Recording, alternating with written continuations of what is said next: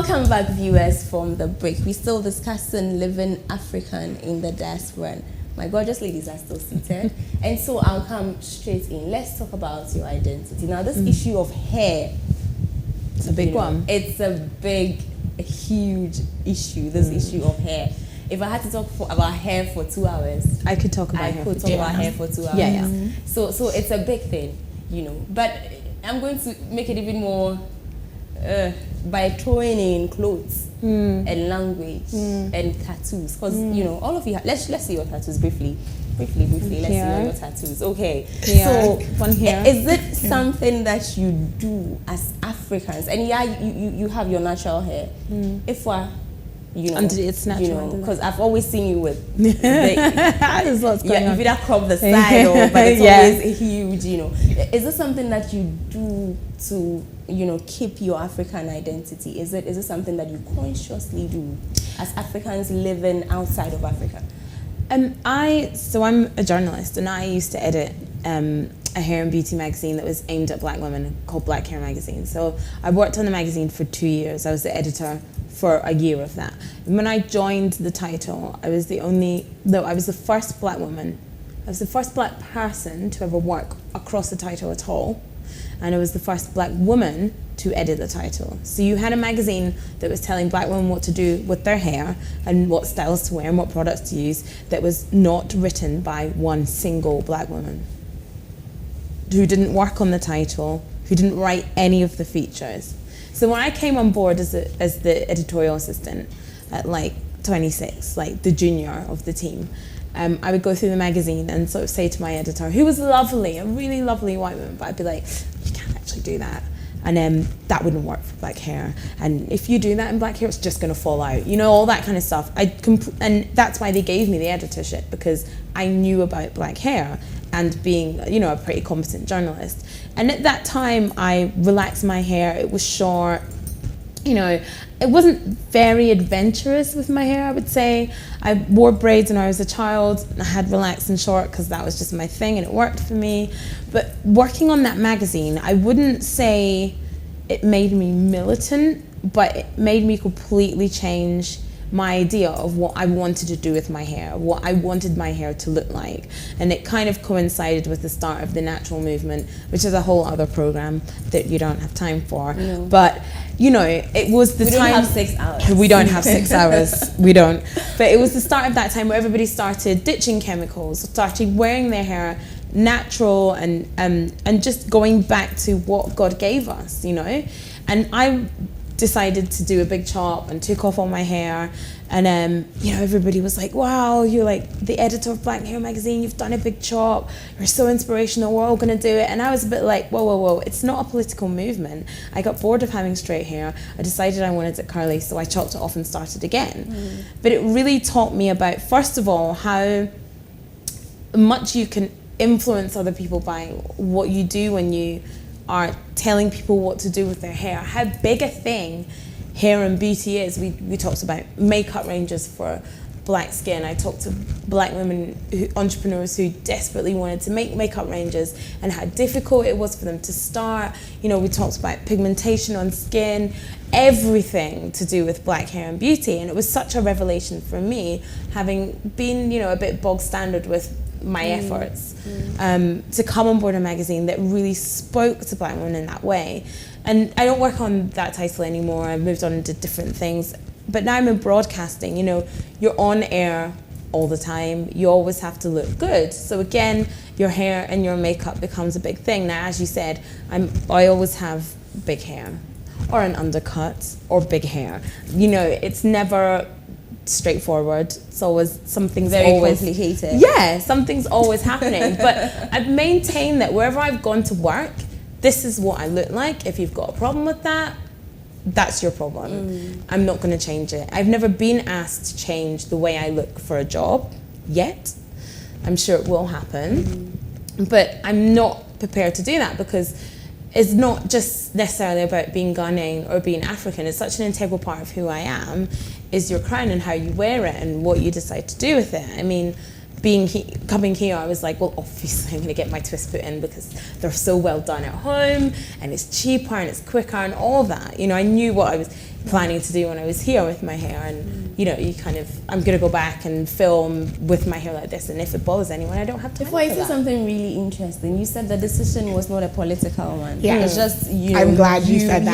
Yes, you know, because it's very important, you know, to me, for very personal reasons. But especially on social media, there have been times where you feel the attack. People have been attacked for hair choices. Yes. Like, why are you wearing Brazilian hair? Yeah. And why are you not? What and the thing about rather condescending. Like, yeah, completely. Because what upsets me about that is it's the naturalistas. I'm sorry if you're watching, don't attack me at my home. But they are the most militant ones, the most unaccepting ones. And what I used to say in the magazine, because the magazine wasn't a magazine for women with natural hair. The magazine was a magazine for black women. I, as the editor, happen to wear my hair natural. I used to wear it relaxed.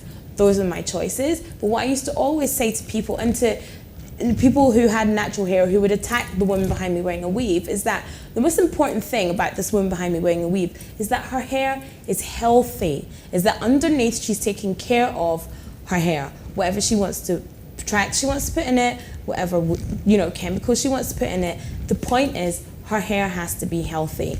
I personally would prefer to let my hair grow out in a big mass of curls because that's the way it's supposed to be. But if she chooses to wear her hair straight on a Tuesday, that's her choice. Yeah. As long as her hair is healthy, that's her choice. There's so many people in the natural hair movement who won't have it, and I don't think it's fair because it's about choice. Yeah. As long as your hair is healthy, and I will always say that, it's about choice. Yeah, I think like when you made that statement that it's not political, And it I should immediately be. was like, but it can be and it is, right? And so I think it's about you as a person and if you want to make a political statement with your hair, Yeah. right? But it can be a political statement. Yeah, it can be. And For me, so- it wasn't, but it can right, be. I but agree it with can you. be. Yeah. And so I think like also where you come from layers on a reason why it is. Because as an American, where we live totally by race, and a lot of everything you do is based on your race, your hair is a part of your race, right? A white person is not walking around with my hair.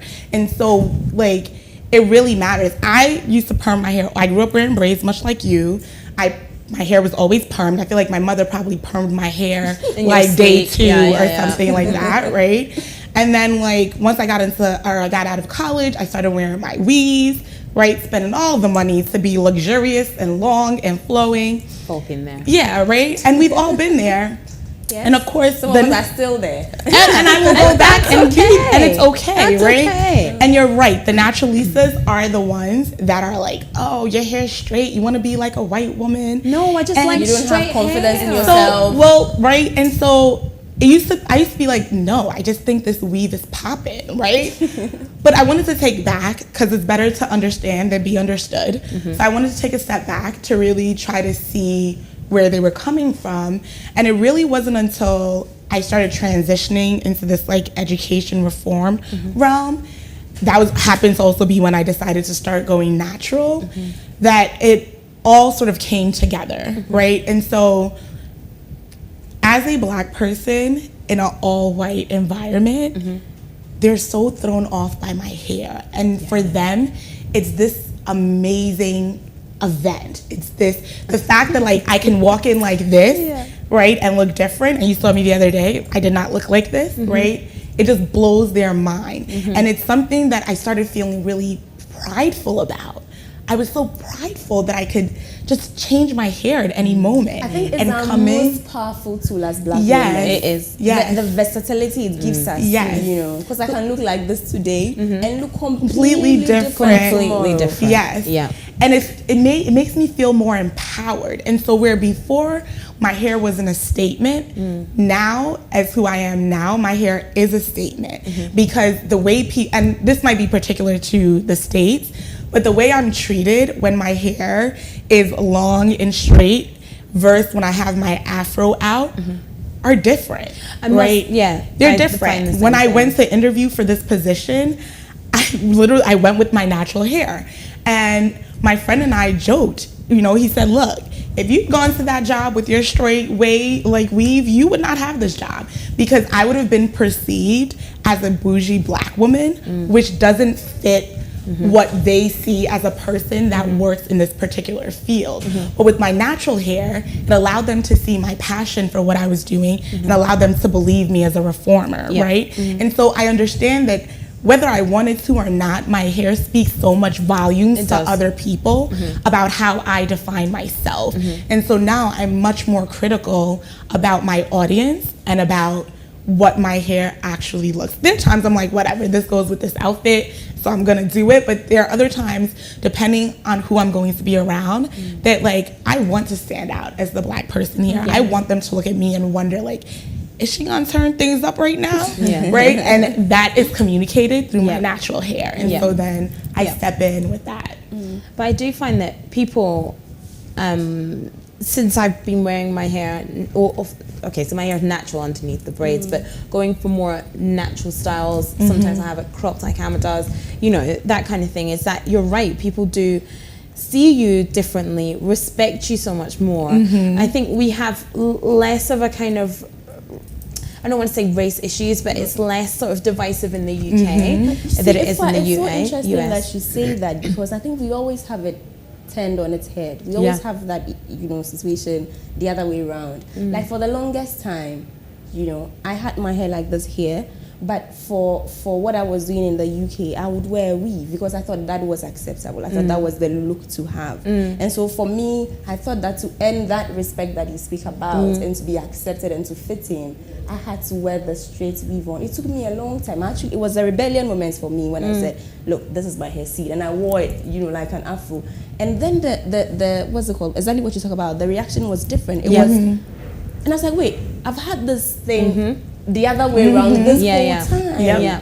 You're respected more with your own hair than with a weave. Yeah, because it's about how you see yourself. People look at you and think she's proud of her hair, therefore she's confident. She's you know, you're more believable as a person if I can see your scalp. You know, people, like, honestly, people just approach you with a much higher level of respect. And with the afro hair, people naturally just assume like I'm totally black power. And they're more cautious of their wording, like all of it. Especially white people. I mean, white people will see me with this hair and will just be like, oh my, can't even, like, it's too much. And you're like, it's just braids, it's not. But at the same time, in as much as we appreciate that fact and we embrace who we are and all of that, I think that let's not also, you know, completely run down the woman who decides to wear a weave. No, absolutely not at all. Because as I said, as long as her hair is healthy and she's happy in who she is and what she does. I mean, a weave is a great way of giving your hair a rest. Let's just be honest about that. And it looks good. And I was just gonna say, and it looks good. It looks good. But then, like, you know, back on topic, ladies, and briefly, because we have a few minutes. But can I just make a point? I think talking about the woman with the weave, it's about your identity. It's about what you want others to see you as, what you see yourself as. And so if that is what defines beauty for you, and that's what you think you look good wearing, then more power to you, and nobody should stop you. Absolutely. Now let's talk about your tattoos. Is it part of your African identity? Because I see you all with all the tattoos in your back and all the random places. Is that part of the African identity? I mean, this one here is my grandmother's name, so I guess yes. But then I just like tattoo. I don't know about you. I just think it's like actually not the African identity, but the UK, the American, the other. That's the influence. Right? That's where that comes from. And I mean, I have the Jinami symbol right here on my wrist. But that's because I wanted something that was African, 1. 2, I'm a Christian, and I really this symbol is what speaks to me. And so the idea of tattoos is an American thing. I think what you put on yourself is what then shifts it into other thing or no. But it's not a very popular thing back. Oh no. Right. No, my father is mortified, right? Totally. Mine too, But much in the same way, when I had a tongue ring and he saw it on the train to the Bronx, he lost his mind, right? Because it's not a thing that we naturally do here. But as an American, it's a form of expression, right? It's a form of expression of who you are, people you want to remember, right? Things you love. For me, it's like my traveling stamps. Right? So, like this one I got when I was in Thailand, because we were in Thailand for a few days, and when you go to the spa, they have you float away a flower as a sign of floating away bad luck and bringing in good luck. And I love the idea of that. And so to commemorate my trip to Thailand, because who knows when I'll go back, right? I did that. I did this when I was in Nashville, because I was like, when am I coming to Nashville for country music festival, right? And so like, that's how I use my tattoos. Okay, so I'm going to take a quick commercial break. When we come back, we are going to end the show. But then I want us to put it all together. I want to understand, you know, your identity as an African, you know, how that plays out in a foreign land. You know, so please think about that. Viewers, we'll take a quick commercial break. We'll come back and put everything we've been saying together. Hopefully you are taking something from this. Stay with us.